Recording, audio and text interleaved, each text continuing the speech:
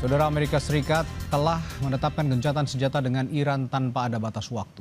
Namun Presiden Amerika Serikat Donald Trump memperingatkan Amerika bisa melancarkan serangan militer baru jika Iran berperilaku buruk. Presiden Trump menyatakan saat ini ia tengah meninjau proposal perdamaian baru dari Iran, namun ia ragu isinya lebih baik dari yang sebelumnya, sehingga belum tentu akan diterima. Dalam surat yang dikirim ke Kongres, Trump sebut permusuhan dengan Iran telah diakhiri. Namun blokade militer Amerika atas pelabuhan Iran akan tetap dilanjutkan.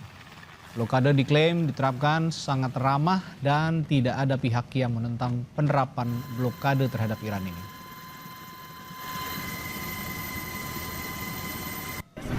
Sir, under what circumstances would you restart military strikes on targets? Well, I don't want to say that. I mean, I can't tell that to a reporter.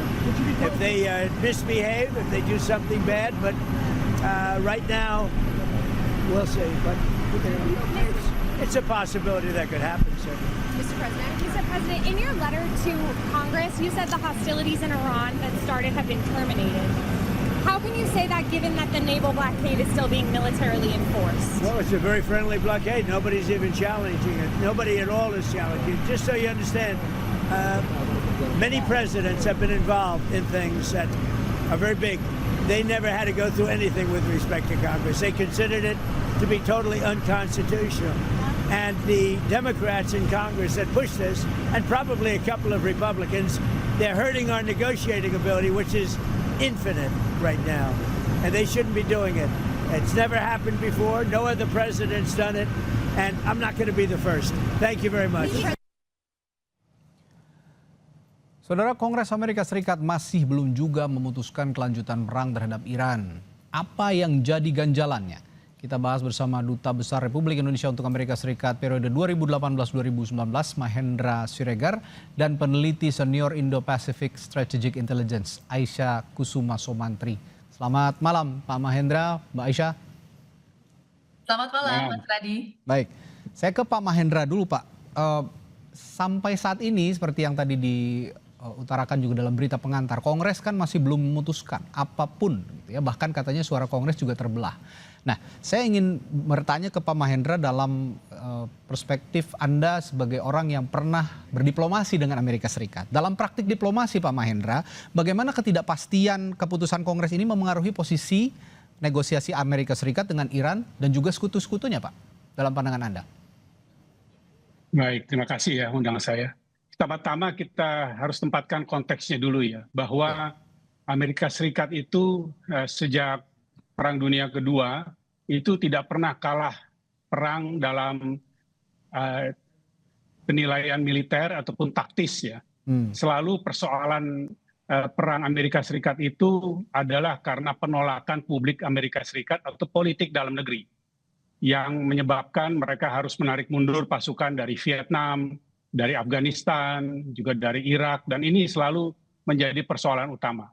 Nah, dalam konteks inilah apa yang kemudian menjadi kemungkinan posisi Kongres dengan berakhirnya masa 60 hari yang menjadi suatu tenggat waktu dari apa yang dianggap izin ataupun semacam restu tanpa suatu persetujuan Kongres karena melakukan suatu operasi militer itu berakhir tanggal 1 Mei kemarin ya.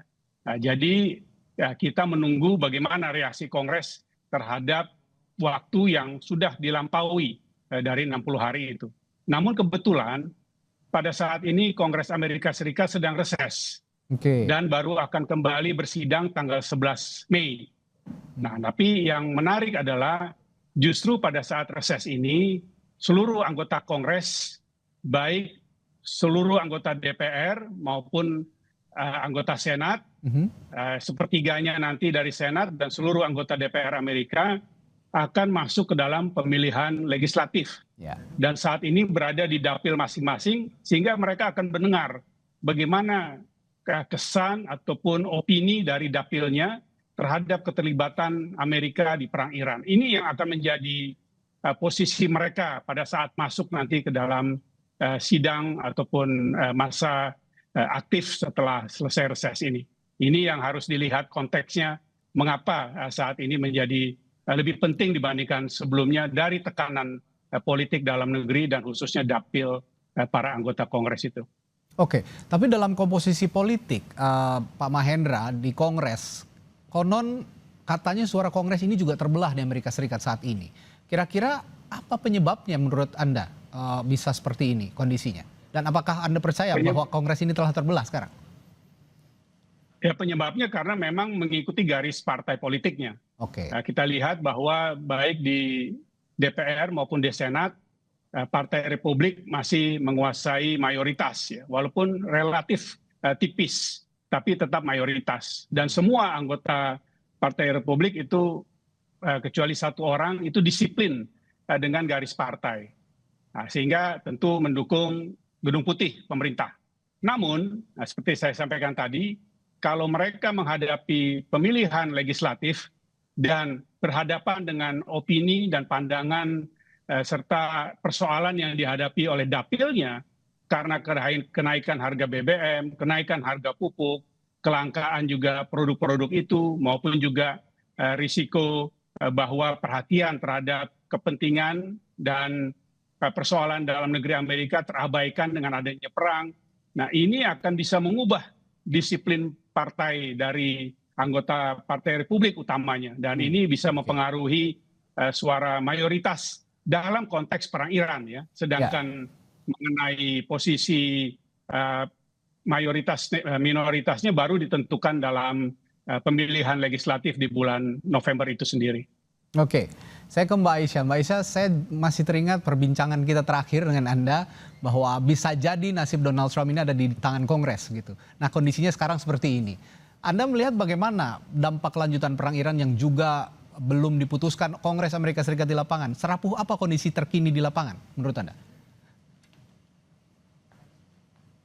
Ya, saya kira ini kembali lagi ya, bagaimana kemudian Donald Trump ini berusaha untuk mengembalikan sebenarnya kepercayaan masyarakat kepada Partai Republikan.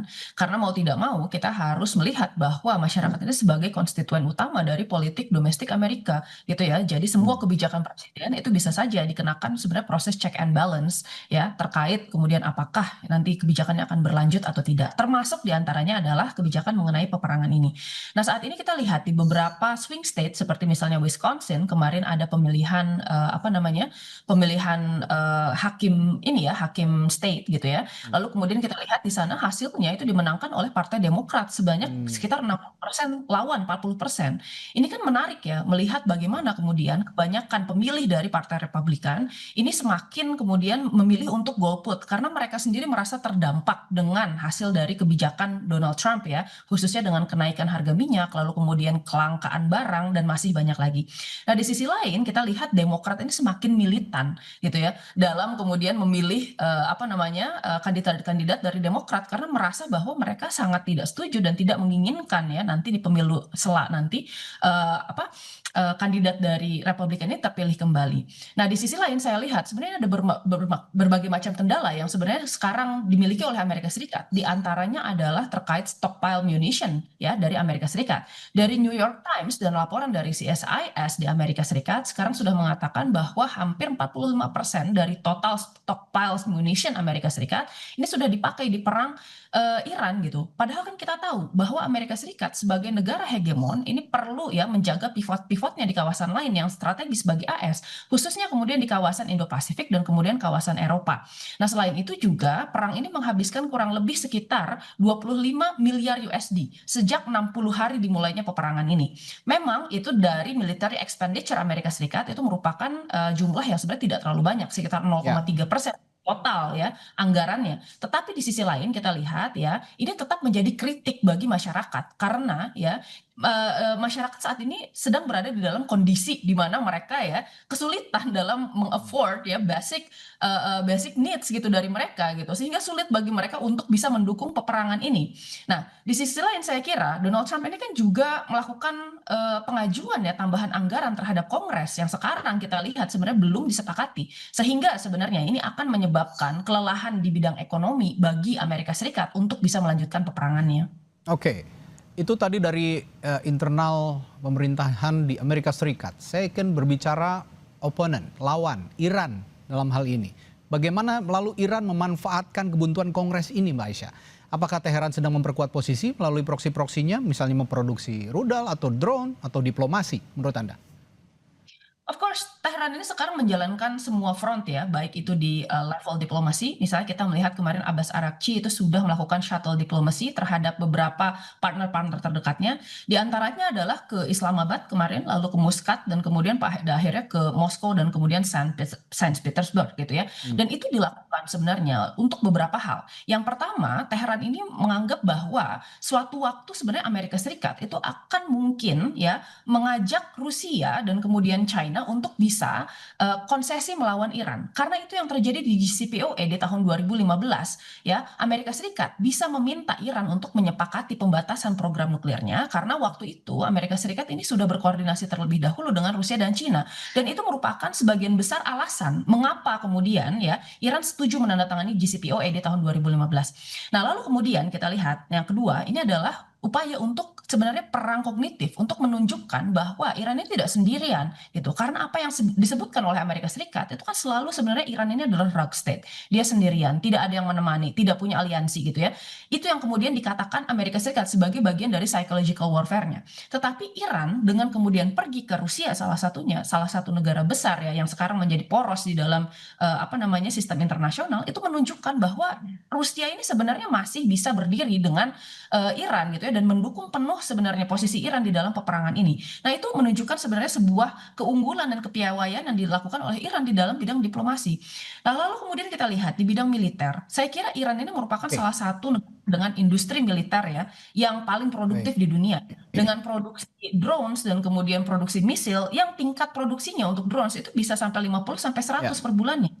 Dan kemarin kita sudah mendengarkan bahwa mereka sendiri itu bersiap untuk kemudian bisa memulai perang lagi ya setelah gencatan senjata ini berakhir. Ini yang harus diwaspadai oleh Amerika Serikat. Balik lagi ke Amerika Serikat kalau begitu ke Pak Mahendra. Pak Mahendra, Donald Trump ini bersikeras tidak perlu izin katanya ke Kongres karena gencatan senjata sejak 7 April. Ia juga menyebut blokade AS ini di Hormuz sebagai friendly blockade.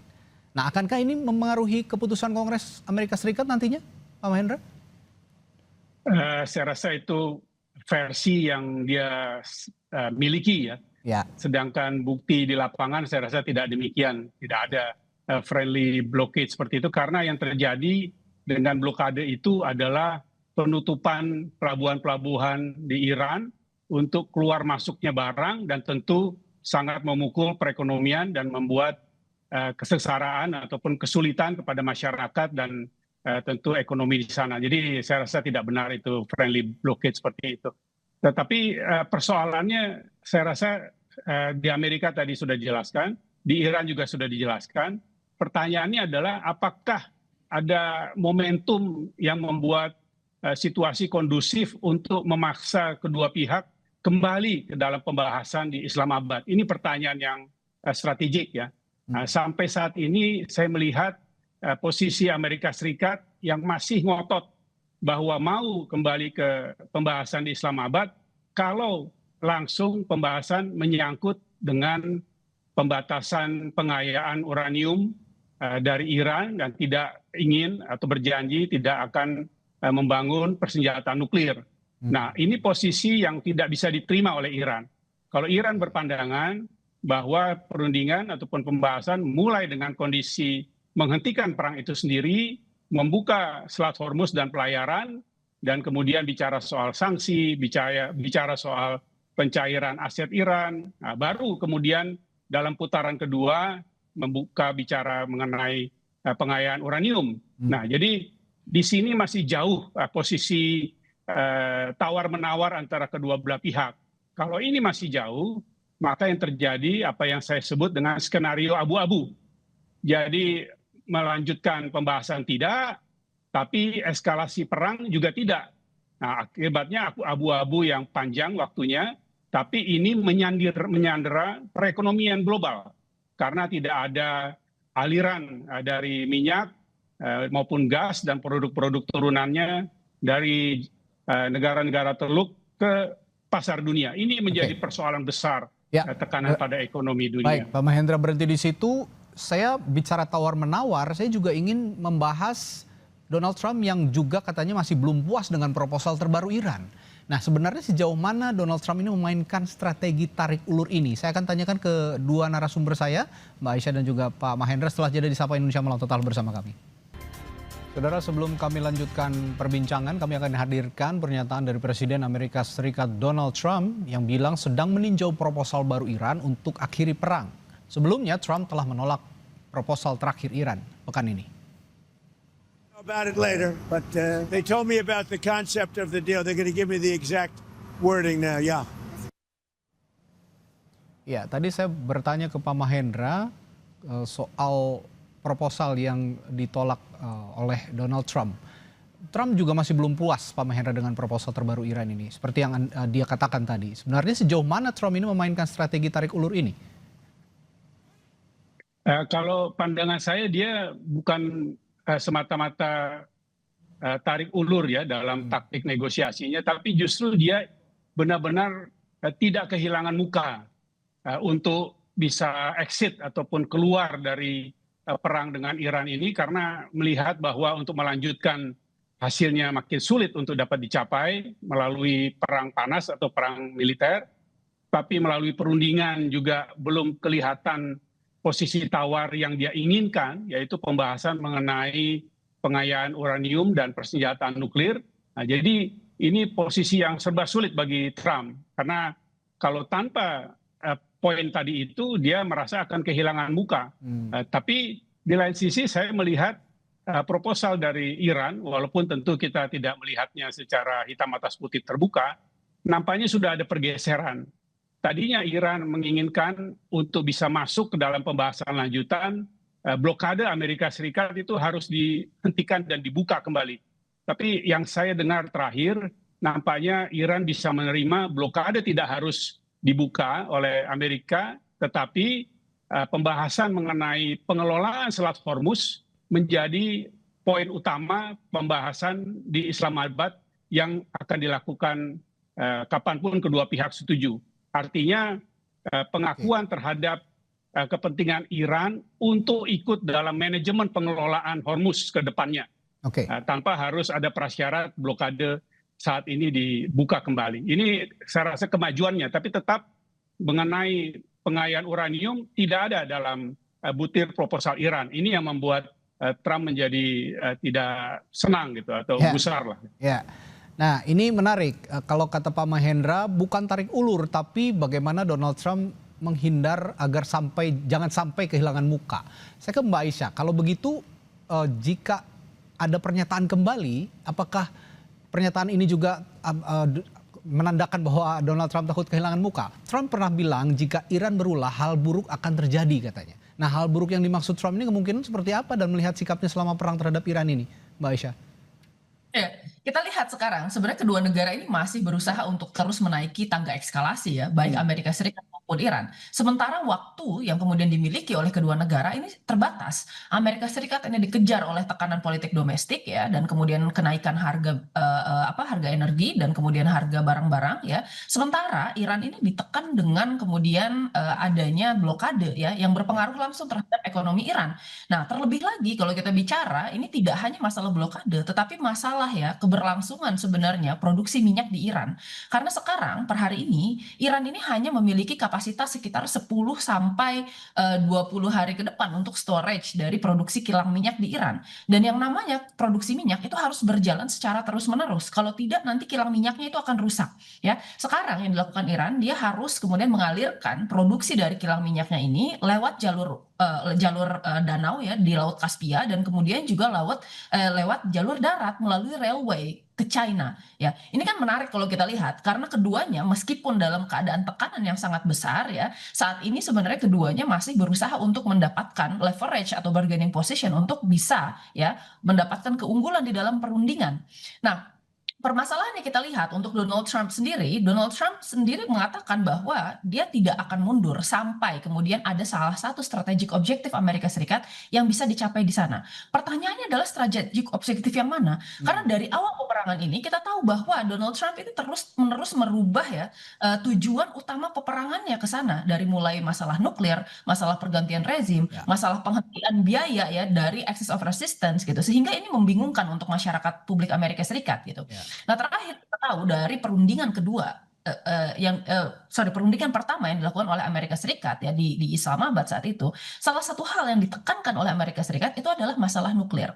Nah, menariknya masalah nuklir ini sebenarnya sempat dibicarakan di dalam JCPOA di tahun 2015 dan sempat juga dibicarakan di tahun 2025 di dalam pembicaraan damai di antara Amerika Serikat dengan Iran melalui Oman sebagai mediator. Itu kan sudah disepakati sebenarnya poin-poin utama.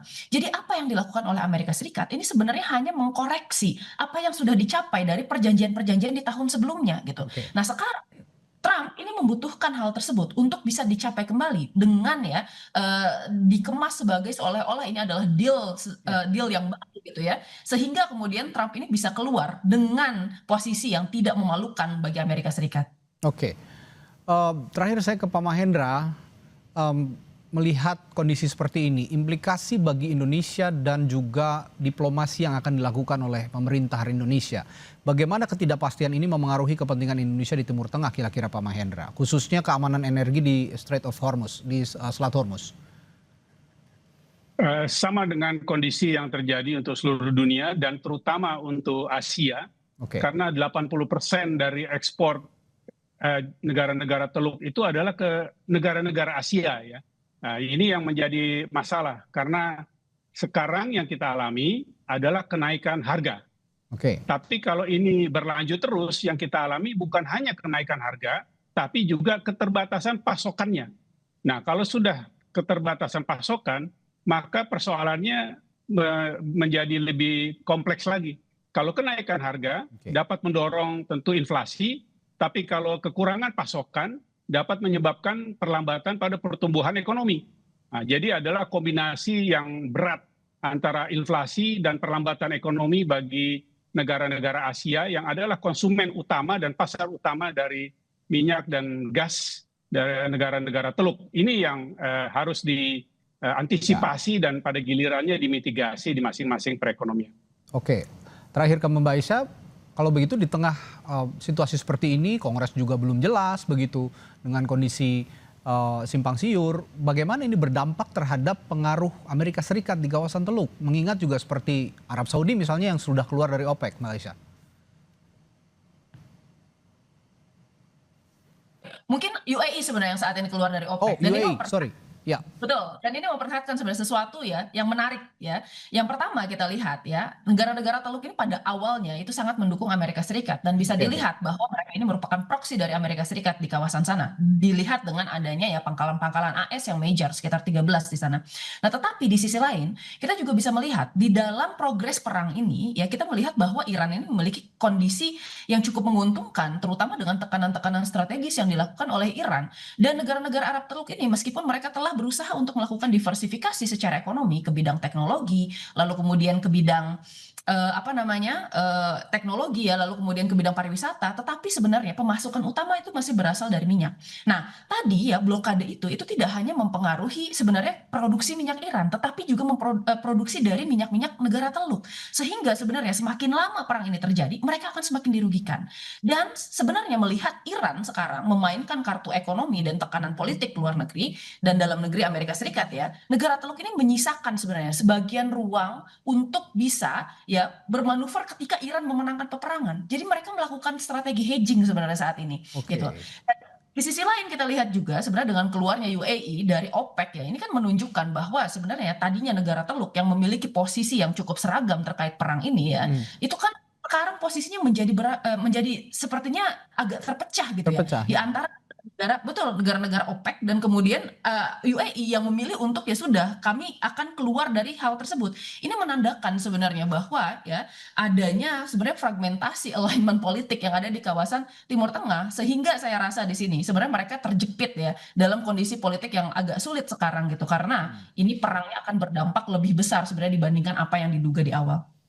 Negara-negara di Teluk saja terjepit, apalagi Indonesia ya kalau kita melihat kondisi seperti ini yang harus disikapi sebenarnya dengan cermat oleh pemerintah Indonesia seperti juga anjuran ataupun pandangan dari Pak Mahendra tadi yang mudah-mudahan juga di-consider dengan baik oleh pemerintah Indonesia.